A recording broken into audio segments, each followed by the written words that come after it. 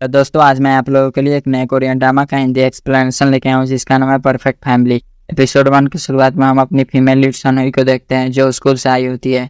फिर वो अपने बैग को अनपैक कर रही होती है जहाँ वो देखती है कि उसकी दोस्त सुयोन की नोटबुक उसी के पास रह गई है जिसे वो देने के लिए वापस जाती है। जहाँ वो देखती है कि सुयोन ग्योंगो के हाउस में जाती है। फिर हम सुयोन को देखते हैं जो ग्योंगो के हाउस में आ जाती है जहाँ वो देखती है ग्योंगो ने अपने घर को डेकोरेट किया होता है। तब ग्योंगो सोयोन को बताता है मैं सनहुई को सरप्राइज देना चाहता हूँ इसीलिए मैंने इसे डेकोरेट किया है। तो सोयोन कहती है ये सब बहुत बेकार है, तुम्हें ये सब नहीं करना चाहिए, तुम फेल हो जाओगे। तो ग्योंगो कहता है तुम ऐसे क्यों बोल रही हो, क्या तुम सनहुई को लाइक करती हो। फिर हम सनहुई को देखते हैं जो ग्योंगो के घर के बाहर ही होती है। फिर वो वहाँ से जाने लगती है तभी उसे सोयोन की चिल्लाने की आवाज़ आती है। फिर हम ग्योंगो के घर का सीन देखते हैं जहाँ वो तीनों एक साथ होते हैं। जहाँ हम देखते हैं सोयोन और ग्योंगो की किसी बात पे लड़ाई हो गई होती है और सोयोन के हाथ में एक चाकू होता है। तब सोयोन सनहुई से पूछती है तुम यहाँ क्या कर रही हो, तुमने मुझसे वादा किया था तुम यहाँ नहीं आओगी। और वो बहुत चिल्ला रही होती है। फिर वो सनहुई से कहती है तुम्हारी ही वजह से मेरी जिंदगी बर्बाद हो गई है। फिर वो चाकू लेकर सनहुई को मारने के लिए उसकी तरफ दौड़ती है लेकिन ग्योंगो उसके सामने आ जाता है और चाकू ग्योंगो को लग जाता है और वहीं पे उसकी मौत हो जाती है। फिर हम सनहुई को देखते हैं जो खून से लथपथ होकर घर आ रही होती है। फिर हम उसके घर का सीन देखते हैं जहाँ उसकी मॉम उंजू उसके लिए डिनर बना रही होती हैं। तभी वहाँ सनहुई आ जाती है जहाँ उसकी माँ को पता चल जाता है कि सनहुई आ गई है लेकिन सनहुई अपनी माँ को बुला रही होती है। तो उसकी माँ उंजू दरवाजे के पास जाती है जहाँ वो देखती है कि सनहुई के पूरे शरीर पे खून लगा हुआ है। जहाँ सनहुई उन्हें बताती है कि मैंने किसी को मार दिया है और वो कहती है मैंने ग्योंगो को मार दिया है। तो उसकी माँ सनहुई से पूछती है तुम ये क्या कह रही हो, तुम ऐसा कभी नहीं कर सकती हो। और ये सब प्रेजेंट का सीन होता है। फिर हम पास्ट का सीन देखेंगे आखिरकार ये सब कहाँ से शुरू हुआ इसके लिए। फिर हम सनहुई को देखते हैं जो अपने स्कूल आती है जहाँ ग्योंगो उसका वेट कर रहा होता है। फिर सनहुई ग्योंगो के पास आ जाती है जहाँ वो उसे अपना बटन लगाने को कहती है। तब ग्योंगो अपने कपड़े को पूरा सही कर लेता है। उसके बाद सनहुई ग्योंगो से क्लासरूम जाने को कहती है। तो ग्योंगो कहता है बस यही, तुम कुछ भूल रही हो। फिर वो अपने सर को सनहुई के सामने झुका लेता है क्योंकि उसे सनहुई से पेट करवाना था। फिर हम देखते हैं कि ग्योंगो के सिर को कोई पेट कर रहा होता है लेकिन वो जीहोन होता है। सनहुई ने जीहोन इन दोनों का दोस्त है। फिर हम क्लासरूम का सीन देखते हैं जहाँ टीचर के साथ एक नई लड़की जिसका नाम सोयून है वो ट्रांसफर होकर आई होती है। फिर वो अपने सीट पे जाने लगती है जहाँ रास्ते में वो सनहुई की सीट पे रुकती है और उससे कहती है बहुत टाइम बाद मिल रहे हैं, क्या तुमने मुझे पहचाना। लेकिन सनहुई उसे नहीं पहचानती। तब सोयून अपने सीट पे जाकर बैठ जाती है। फिर क्लास शुरू हो जाता है जहाँ हम देखते हैं कि सनहुई अपने बालों को जूड़ा बना रही होती है और ऐसा करते हुए उसे सोयून देख रही होती है। फिर हम सनहुई के पेरेंट्स को देखते हैं जहाँ उसके पापा जिनह्योक ऑफिस जाने के लिए रेडी हो रहे होते हैं। फिर हम स्कूल का सीन देखते हैं जहाँ इन सब का लंच हो गया होता है जहाँ सनहुई जीयोन और ग्योंगो एक साथ लंच कर रहे होते हैं। जहाँ हमें पता चलता है कि सनहुई को पीनट से एलर्जी है जिसकी वजह से वो कभी भी स्कूल का खाना नहीं खाती है। जहाँ हमें ग्योंगो से ये भी पता चलता है कि सनहुई के फादर को आज रात एक अवार्ड मिलने वाला है और हम देखते हैं कि यहाँ भी इन सब पे सोयोन की नजर होती है। फिर हम रात का सीन देखते हैं जहाँ सनहुई के फादर जिनहोक को अवार्ड मिलता है और हम देखते हैं कि उनकी फैमिली बिल्कुल परफेक्ट होती है। फिर हम नेक्स्ट डे स्कूल का सीन देखते हैं और आज सनहुई का बर्थडे होता है जहाँ स्कूल के बाहर सनहुई को एक लड़का गिफ्ट देता है और ऐसा करते हुए जियोन और ग्योंगो उसे देख लेते हैं। तब जियोन उसे चिढ़ाता है कि तुम बहुत फेमस हो गई हो, तुम्हें कभी ना कभी गिफ्ट मिलते रहते हैं।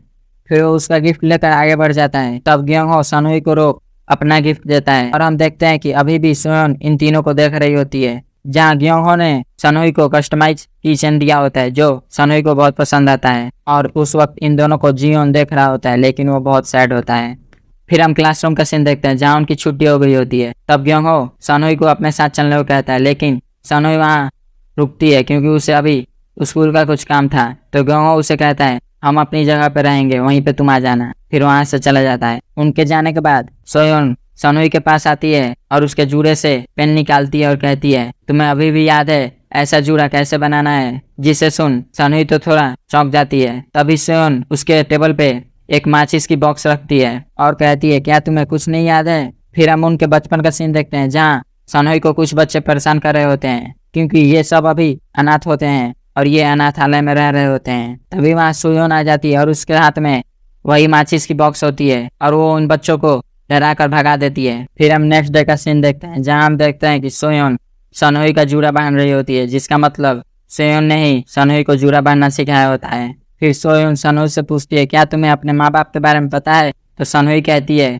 मेरी माँ तो मर गई, लेकिन पापा कहाँ है मुझे नहीं पता। तो सोयून भी उसे बताती है कि मैंने भी अपने माँ बाप को कभी नहीं देखा। फिर हम देखते हैं कि इन दोनों की गहरी दोस्ती हो गई होती है और ये दोनों हमेशा एक साथ रहते थे। फिर सोयून ने अपना माचिस का डब्बा सनोई को दे दिया होता है। माचिस का डब्बा उसे देने के बाद वो उसे बताती है, मैं कल यहाँ से जा रही हूँ, मुझे कोई अडॉप्ट कर रहा है, और वहाँ से चली जाती है। लेकिन ये सुन सनोई बहुत सैड हो जाती है। फिर सीन प्रेजेंट में आ जाता है, जहाँ ये दोनों बातें ही कर रही होती हैं, जहाँ सोयून उसे बताती है कि मैं अभी भी एक लड़की के साथ रहती हूँ जिसे मैं अनाथालय में मिली थी।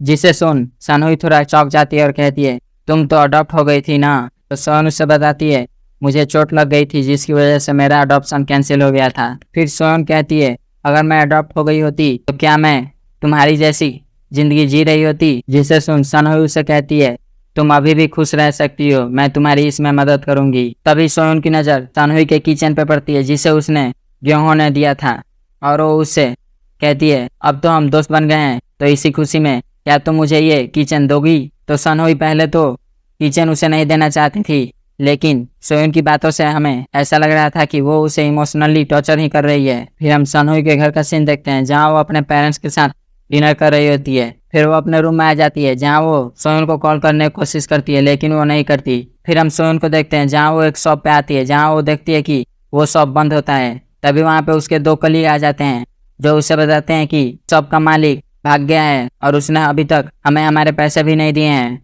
जिसे सुन सोयून की हालत खराब हो जाती है, क्योंकि दुकान के मालिक ने उसे अब तक 2 महीने के पैसे नहीं दिए होते हैं। फिर हम नेक्स्ट डे स्कूल का सीन देखते हैं, जहाँ सनोई स्कूल का वर्क कर रही होती है। तभी सोयून उसके पास आती है और उससे कुछ पैसे की मांग करती है, लेकिन सनोई का उस पर ध्यान नहीं होता है। फिर सनोई अपने कान से ईयरबड निकालती है और सोयून से पूछती है, तुम क्या कह रही हो? तो सोयून कहती है, तुम ये जानबूझकर कर रही हो ना? और वो चिल्लाकर कहती है, मुझे तुमसे कुछ पैसे चाहिए। जहाँ पूरा क्लास उसकी बातें सुनता है। तो सनोई कहती है, अभी मेरे पास कैश नहीं है।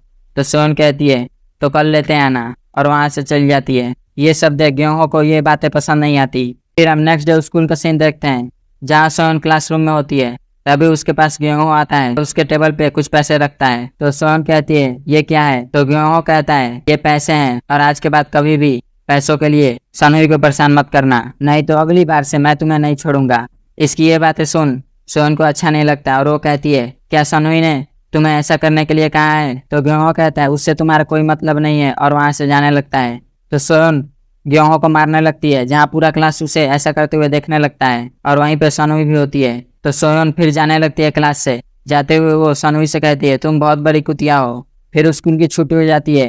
तब सोयून स्कूल से बाहर जाने लगती है, जहाँ वो देखती है सनोई की माँ उसे लेने के लिए आई होती है, और वो अपने कार से जाती है, और उसी कार में ग्योहो भी बैठ जाता है, क्योंकि उनके पेरेंट्स की जान पहचान होती है। और ये सब देख सोयून को अच्छा नहीं लग रहा होता है। और हम देखते हैं कि वहीं पे 2 लड़कियां होती हैं, जो सोयून को ये सब करते हुए देख रही होती हैं, और वो सोयून से कहती हैं, क्या तुम्हें भी सनोई पसंद नहीं है? क्या तुम भी उससे चिढ़ चुकी हो? अगर तुम कहो तो हम तुम्हारा साथ देंगी, और हम तीनों उसे मजा चखाएंगे। लेकिन सोयून उनसे कहती है, मुझे तुम लोगों का साथ नहीं चाहिए, और चली जाती है। फिर हम नेक्स्ट डे स्कूल का सीन देखते हैं, जहाँ ग्योहो सोयून से माफी मांगता है। फिर वो क्लासरूम जाने लगती है, जहाँ उसकी मुलाकात सनोई से होती है, जहाँ सनोई उसे कैफेटेरिया ले जाने लगती है, जहाँ सोयून को पता चलता है कि सनोई ने ही ग्योहो को उससे माफी मांगने के लिए बोला था, जिसकी वजह से ग्योहो ने उससे माफी मांगी, और ये सब उसे पसंद नहीं आता है। फिर हम सोयून को देखते हैं, जो जीहोन के पास आती है, से पूछती है, क्या तुम सनोई को पसंद करते हो? तो जीहोन कहता है, तुम ये सब क्या कह रही हो? मैं और सनोई को पसंद करूँ? ऐसा कोई बात नहीं है, हम सिर्फ दोस्त हैं। लेकिन वो बार बार उससे इसी बारे में बातें कर रही होती है। तो जीहोन कहता है, मैं उसके पास नहीं खड़ा रह सकता हूँ, उन दोनों की फैमिली बहुत अलग है। सनोई के फादर बहुत बड़े लॉयर हैं, और ग्योहो के फादर बहुत बड़े पेंटर हैं, और मैं एक ड्राई क्लीनर का बेटा हूँ। उन दोनों की दुनिया मेरी दुनिया से बहुत अलग है। तो सोयून कहती है, हम अपने पेरेंट्स को नहीं चुनते हैं, तो इसमें तुम्हारी कोई गलती नहीं है। तुम्हें पहले उससे कन्फेस करना चाहिए कि तुम उसे प्यार करते हो। फिर हम रात का सीन देखते हैं, जहाँ सनोई अपने एक्स्ट्रा क्लास लेकर बाहर आती है, जहाँ वो देखती है सोयून उसका वेट कर रही होती है। तब सोयून सनोई को अपने साथ दूसरे जगह ले जाती है, जहाँ कोई नहीं होता है, और वो कहती है, चलो मैं तुम्हें बताती हूँ मैं अडॉप्ट क्यों नहीं हुई थी। फिर हम उन दोनों को देखते हैं, जो एक जगह पे होते हैं जो पूरी सुनसान होती है, जहाँ सोयून सनोई से कहती है, तुम्हें पता होना चाहिए मुझे कहाँ और कैसे चोट लगी थी।